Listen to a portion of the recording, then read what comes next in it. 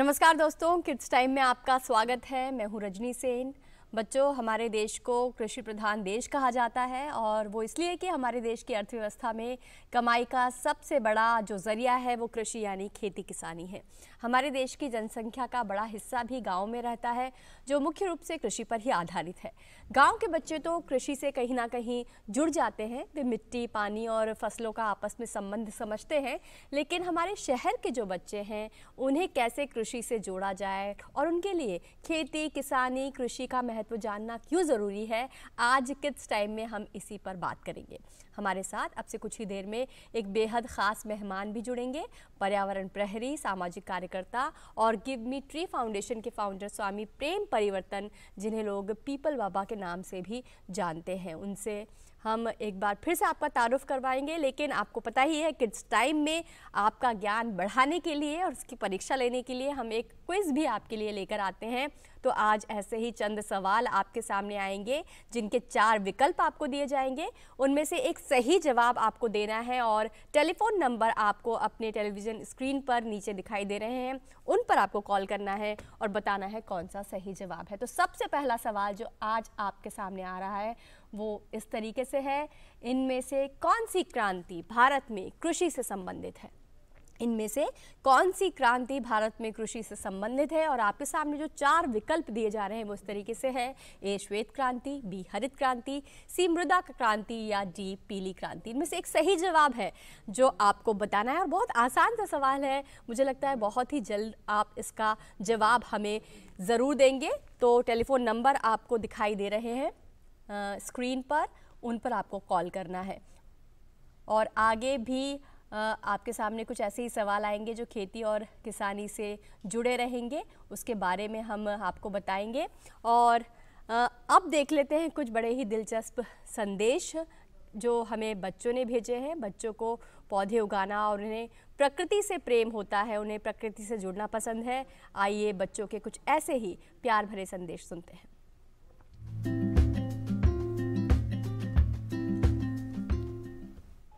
मुझे बहुत अच्छे लगते हैं।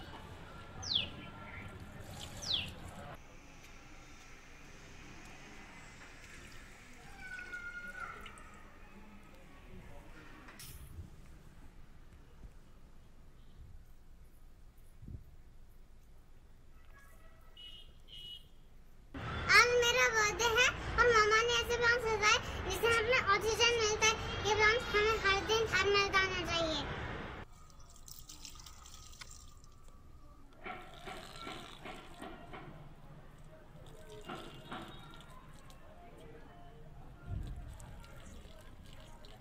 हम अपनी धरती पे पेड़ पौधे इसलिए लगाते हैं क्योंकि वो हमारे वातावरण को शुद्ध रखते हैं और साथ ही साथ हमारी धरती पे जो एयर पॉल्यूशन रहता है उसे कम करते हैं और हमारी धरती का जो टेम्परेचर रहता है उसे मेंटेन रखते हैं। आप लोगों ने ग्लोबल वार्मिंग के बारे में सुना ही होगा। ग्लोबल वार्मिंग धरती का बुखार है और इस बुखार को कम करने के लिए हमें अपने घरों में, आंगनों में पेड़ लगाना चाहिए। जैसा कि आप देख सकते हैं, मेरी इस छोटी सी बालकनी में मेरी माँ ने कई सारे पेड़ उगाए हैं, जैसे money plant, areca palm. Areca palm oxygen bomb के नाम से भी जाना जाता है क्योंकि ये भारी मात्रा में ऑक्सीजन पहुंचाता है पूरे एटमॉस्फेयर में।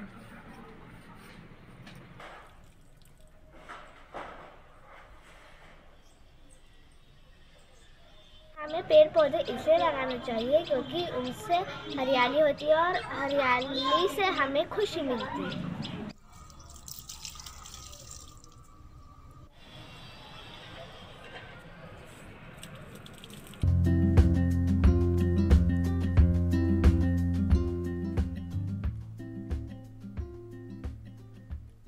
तो बच्चों के संदेश आपने अभी सुने। क्या हुआ, उनके पास बड़े से खेत नहीं है, मैदान नहीं है, अपने घर की छत पर, अपने घर की बालकनी में ही वो पौधे लगा रहे हैं और कुदरत से जुड़ने की कोशिश कर रहे हैं। हमारे साथ ख़ास मेहमान जुड़ गए हैं जिन्हें लोग पीपल बाबा के नाम से जानते हैं। स्वामी प्रेम परिवर्तन नाम है उनका।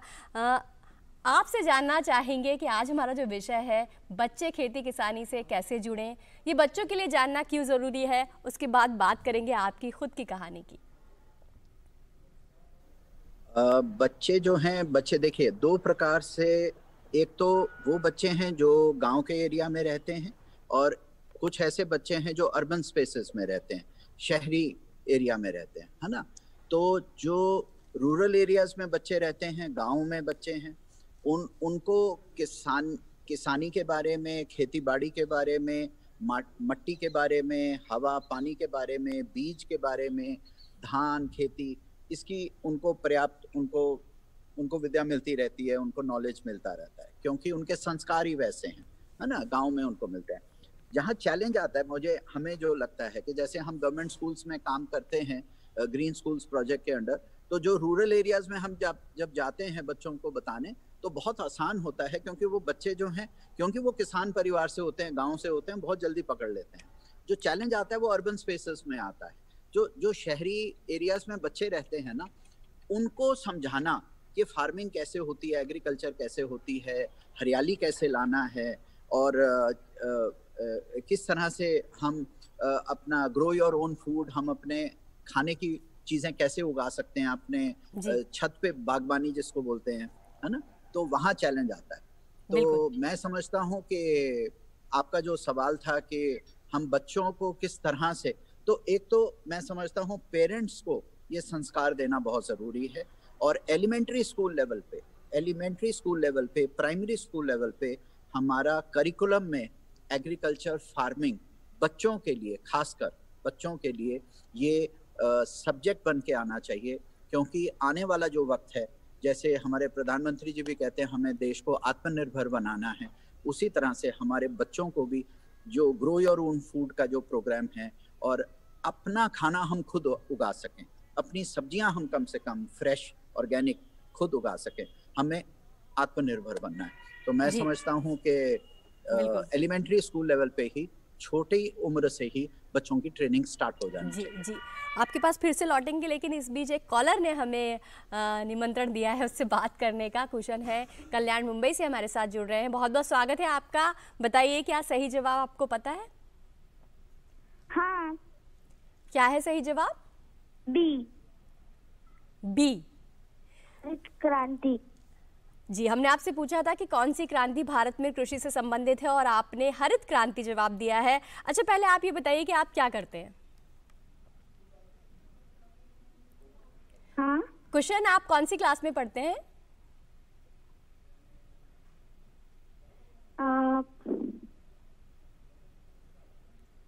कुशन को हमारी आवाज़ ठीक से शायद नहीं मिल रही है, लेकिन उन्होंने जो जवाब दिया है हरित क्रांति, वो बिल्कुल सही जवाब है। इनमें से कौन सी क्रांति भारत में कृषि से संबंधित है?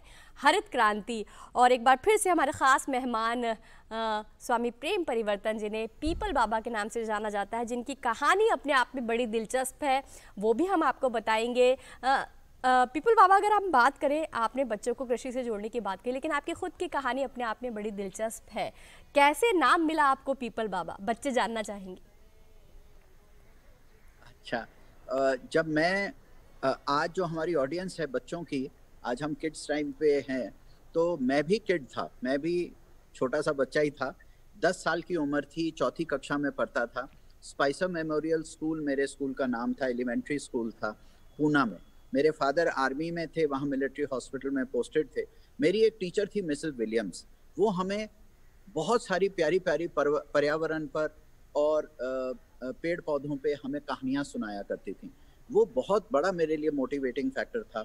उन्हीं के कारण मैं जो भी हूँ, मैं उन्हीं के कारण हूँ। और फिर मेरी जो नानी थी घर पे, वो मुझे बहुत प्रेरित करती थी कि हम पेड़ पौधे लगाएं, सैपलिंग्स लगाएं। मैंने 26 जनवरी 1977 में, आज से एग्जैक्टली 43 इयर्स अगो, मैंने पेड़ लगाने शुरू किए थे और डेली लगा रहा हूँ। तो जो नाम पड़ा पीपल बाबा, ये 1984 के 1984 के करीब पड़ा, क्योंकि मैं अभी तक 1.25 करोड़ पीपल के वृक्ष पूरे भारतवर्ष में लगा चुका हूँ।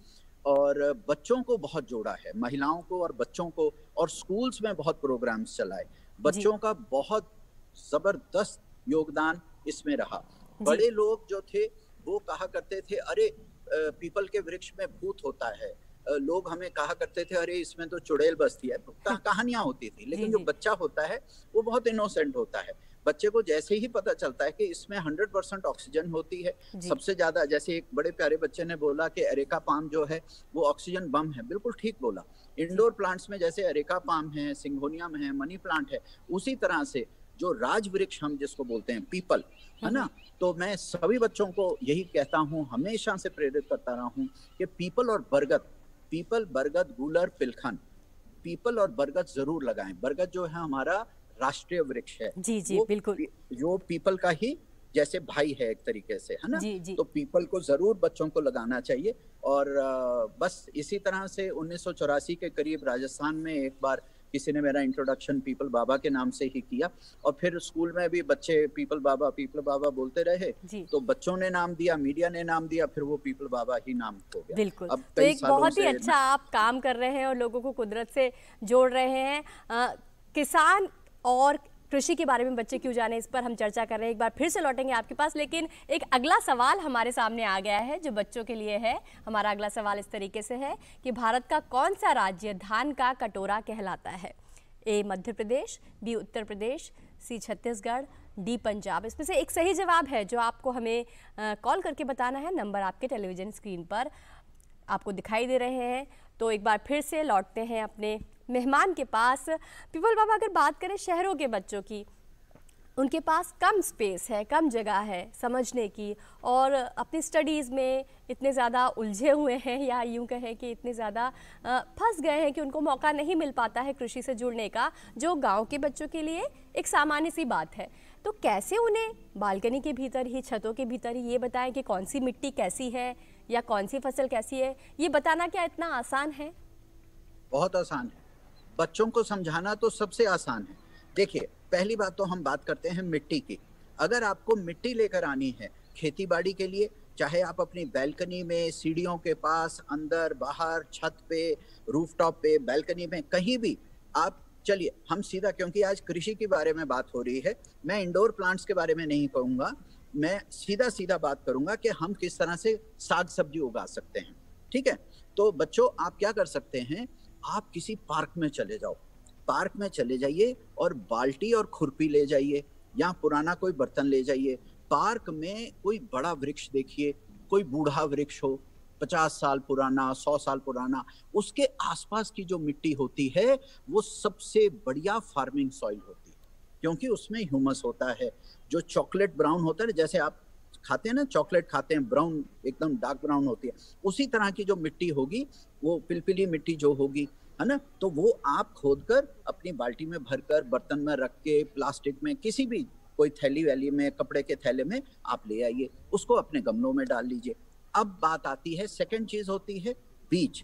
तो बीज आप बाहर से मत खरीदिए, ऑनलाइन लोग खरीदते हैं, मत खरीदिए। आप क्या करिए, जो आप जैसे नींबू पानी कभी घर में बनता होगा, सलाद के लिए नींबू बनता होगा, वो बीज अलग कर लीजिए नींबू के, ठीक है, उसको थोड़ा सा वॉश कर लीजिए, वॉश करके उसको एक दिन धूप में सुखा लीजिए।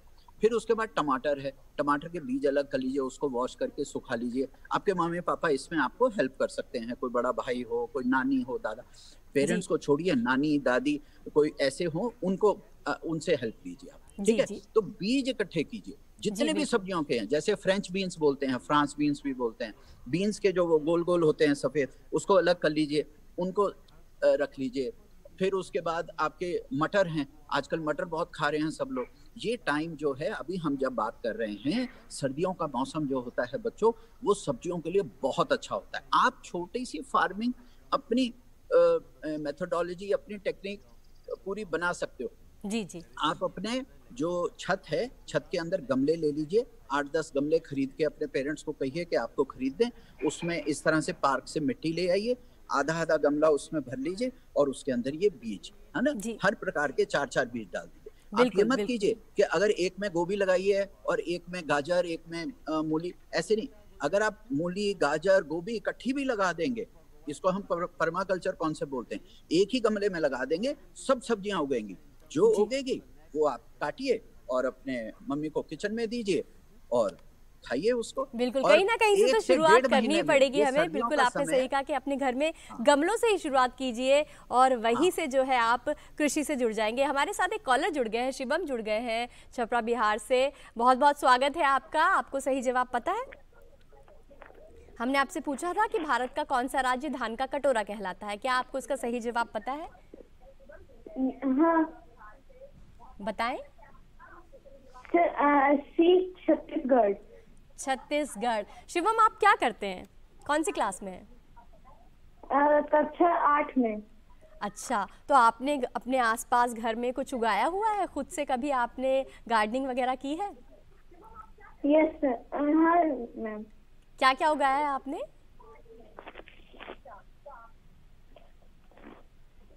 अच्छा शिवम, कभी खेत देखे हैं आपने? Yes ma'am. अच्छा, क्या उगते देखा है आपने खेतों में? धान और मक्का। धान और मक्का। बहुत बहुत शुक्रिया शिवम आपका, आपने छत्तीसगढ़ कहा और ये बिल्कुल सही जवाब है। भारत का कौन सा राज्य धान का कटोरा कहलाता है? ये छत्तीसगढ़ इसका सही जवाब है। बहुत बहुत शुक्रिया हमसे जुड़ने के लिए। तो पीपल बाबा, आपने सुना कि बच्चों को लगभग सही जानकारी है अपने आसपास की चीज़ों के बारे में, पढ़ रहे हैं वो, और तकनीक के माध्यम से भी उन तक ज्ञान पहुंच रहा है, लेकिन व्यावहारिक रूप से प्रैक्टिकल तौर पर कैसे वो इससे जुड़े ताकि आगे करियर बनाने में उनको आसानी रहे, क्योंकि हर कोई आजकल वैज्ञानिक बनना चाहता है, इंजीनियर बनना चाहता है, लेकिन किसान कम लोग बनना चाहते हैं। तो कैसे उन्हें प्रेरित करें कि किसानी भी जो है वो फायदे का सौदा हो सकती है? देखिए, पहली बात तो ये है कि हमें भी बचपन में हमारी नानी कहा करती थी कि डॉक्टर इंजीनियर तो कोई भी बन जाता है। डॉक्टर इंजीनियर तो आप एक लाइन में, सीधी लाइन में चलते रहिए, आप ठीक से कोचिंग कर लें, आप ठीक से पढ़ लें तो डॉक्टर इंजीनियर बन ही जाएंगे। लेकिन इतने डॉक्टर हैं, इतने इंजीनियर हैं, फार्मर्स जो हैं, ये कम्युनिटी कम होती जा रही है ना, कई कारणों से। लेकिन बच्चों, मैं आपको एक चीज का आश्वासन देना चाहता हूँ, the future belongs to agriculture.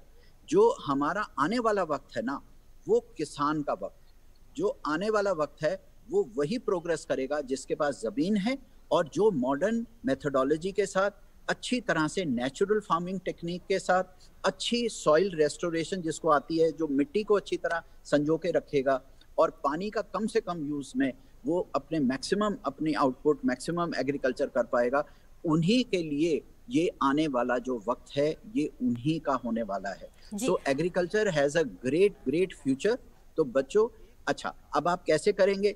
थोड़ा सा एक तो इंटरेस्ट बना के रखिए, रीडिंग कीजिए, इंटरनेट देखिए, गूगल बाबा जो हैं, यूट्यूब बाबा हैं, तो आप उनमें खूब आप पढ़िए एग्रीकल्चर के बारे में। दूसरी, जब 12th आप पढ़ लेंगे, साइंस जब कर लेंगे, तो जरूरी है मेडिकल कॉलेज, इंजीनियरिंग कॉलेज जाना।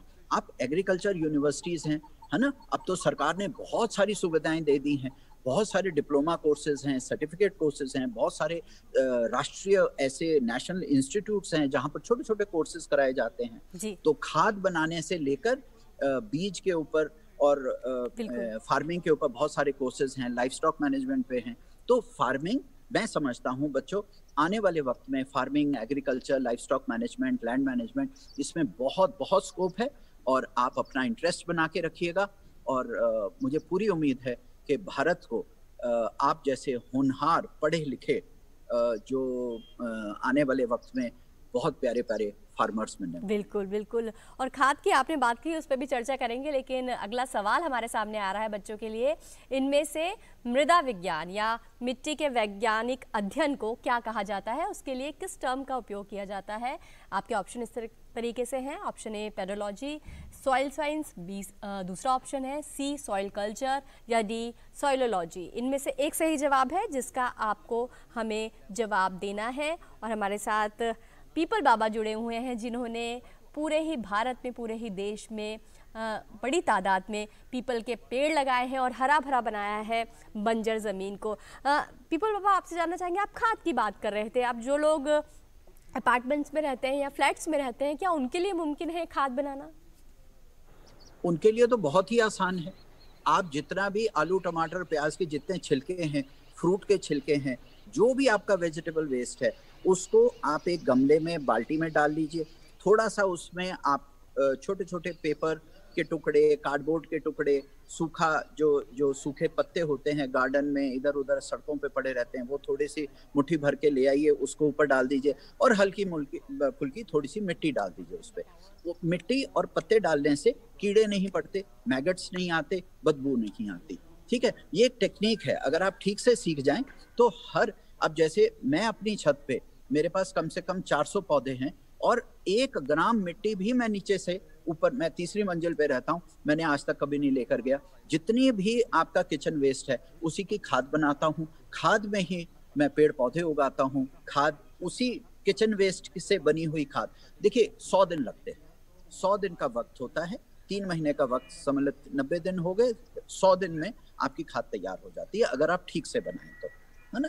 और उसको हल्का हल्का मॉइस्चर से आपको छिड़कना पड़ता है, थोड़ा सा पानी, क्योंकि मॉइस्चर चाहिए होता है उसको, एक थोड़ा सा डार्क एरिया चाहिए होता है और खाद को एक ब्राउन मैटर और ग्रीन मैटर चाहिए होता है ना। तो ये बहुत आसान होता है, यूट्यूब पे बहुत सारी चीजें हैं, बहुत सारी नॉलेज अवेलेबल है, आप वहां से भी उठा सकते हैं। खाद हर घर को बनानी चाहिए, हर घर को बनानी चाहिए। हम तो समझते हैं भारतवर्ष में जो खेती हो रही है अगर उसको नेचुरल फार्मिंग में तब्दील किया जाए और जितना केमिकल फर्टिलाइजर है उसको धीरे धीरे फेज आउट करके हम अपना किचन वेस्ट और गार्डन वेस्ट और खरपतवार से हम सारी की सारी अगर उसको मिट्टी में मिलाकर उसमें फार्मिंग करें तो भारतवर्ष में मैं समझता हूँ कि हमारी जो टोटल आउटपुट है वो भी डबल हो जाएगी और हमें जो डिजीजेस हो जाती हैं केमिकल फर्टिलाइजर से वो भी नहीं होंगी जी। और अपार्टमेंट्स में बनाना तो बहुत ही आसान जी। पीपल पापा, स्कूल भी अपना योगदान इसमें दे सकते हैं। अगर बच्चों की ओवरऑल डेवलपमेंट की बात करें हम तो जितना उन्हें तकनीक से जोड़ना ज़रूरी है, जितना उनका दूसरे विषयों का सामान्य ज्ञान बढ़ाना ज़रूरी है, उन्हें पर्यावरण, खेती किसानी, उनके देश में कौन सी फसलों की खेती होती है, कौन सी मिट्टी अच्छी है, इसके बारे में बताना भी बेहद ज़रूरी है। बहुत ज़रूरी है मैम। आज अगर आप पीपल बाबा से बात कर रहे हैं, ये पीपल बाबा बने तो स्कूल में ही थे। हम तो 4th कक्षा में ही खेती बाड़ी और हमने बीज और मट्टी और पीपल के वृक्ष लगाना, नीम के वृक्ष लगाना हमने शुरू किए थे। तो स्कूल में ही होता है। जब आप बड़े हो जाते हैं ना तो फिर दिमाग में करियर, बिजनेस, दुकानदारी, बहुत सारी चीजें आ जाती हैं। तो जब आप बचपन में आपका माइंड इनोसेंट होता है, बिल्कुल हमारा दिमाग भी बिल्कुल स्लेट के माफिक बिल्कुल कोरा कागज होता है, उस पे जो भी लिखा जाए। तो मैं समझता हूँ ये जो संस्कार है ना, इसको मैं हरियाली संस्कार बोलता हूँ, हरित संस्कार बोलता हूँ, ये स्कूली बच्चों में ही और उसी एज में डाले जाने चाहिए जी। और हमारे साथ रचित कुमार जुड़ गए हैं सवाल के सही जवाब के साथ। देखते हैं उन्हें पता है कि नहीं। हमने आपसे जो सवाल किया था वो आपके सामने फिर से लेकर आ रहे हैं। हमने आपसे पूछा था कि इनमें से मृदा विज्ञान या मिट्टी के वैज्ञानिक अध्ययन को क्या कहते हैं। ऑप्शन आपके सामने है। और रचित, आपको क्या इसका सही जवाब पता है? हाँ। क्या सही जवाब है? ए पेडोलॉजी आपने कहा इसका सही जवाब है। अच्छा, सच सच बताइए, या आपको पता था या आपने किसी की हेल्प ली है इसमें? पता था। वाह, अगर आपको पता था तो ये तो सच में काबिले तारीफ है। और मिट्टी के वैज्ञानिक अध्ययन को पेडोलॉजी के नाम से जाना जाता है। ये बिल्कुल सही जवाब है आपका। रचित, कौन सी क्लास में पढ़ते हैं आप? 4th में। क्या आपने अपने घर के आसपास या घर में कुछ उगाया हुआ है? हाँ। क्या उगाया है? गुआवा। अमरूद, गुआवा आपने उगाया हुआ है। अमरूद तो बहुत आसानी से हमारे घर के आसपास लग जाता है। बहुत बहुत शुक्रिया रचित, आपने बिल्कुल सही जवाब दिया है। तो देखा आपने, पीपल बाबा के बच्चे जो है वो बिल्कुल जुड़ना चाहते हैं और उनको पता भी है कि उनके आसपास क्या चीज़ें हैं। हमें बस जो है वो सेतु बनना है। क्या कहना चाहेंगे आखिर में? बस हम तो यही कहेंगे कि हमारा जो एजुकेशन सिस्टम है, हमारी जो सरकारें हैं, लोकल, स्टेट, सेंटर, बस इस चीज़ को बहुत प्रेम पूर्वक इस चीज़ को समझें कि बच्चों में इतना पोटेंशियल है। और हम कृषि प्रधान देश हैं। 87% ऑफ द पॉपुलेशन मैडम आज भी डायरेक्टली इनडायरेक्टली एग्रीकल्चर से कनेक्टेड है। और ये जो बच्चे, और इतनी लाइवलीहुड अपॉर्चुनिटीज हैं, इतनी ज्यादा लाखों करोड़ों में एम्प्लॉयमेंट अपॉर्चुनिटीज क्रिएट की जा सकती हैं। सो मैं समझता हूँ कि बच्चों को तो अब हमें एक दिन भी डिले नहीं करना चाहिए, और एक कोई अपॉर्चुनिटी मिस नहीं करनी चाहिए सरकारों को, एजुकेशन डिपार्टमेंट को, कि किसी तरह से इन बच्चों का पोटेंशियल को पूरा हार्नेस करें।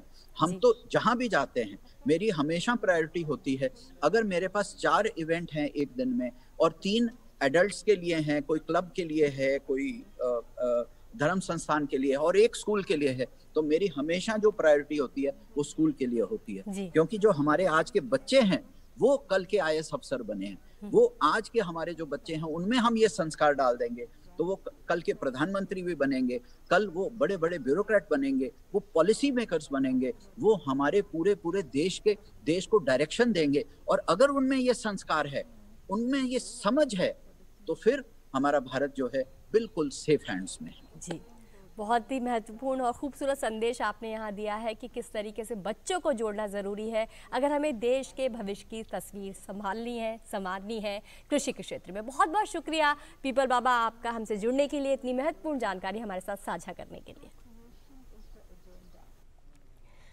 तो बच्चों, आज किड्स टाइम में इतना ही, लेकिन आप बच्चों से जुड़े ऐसे ही किसी ज्ञानवर्धक विषय के साथ फिर से कल हम हाजिर होंगे आपके सामने।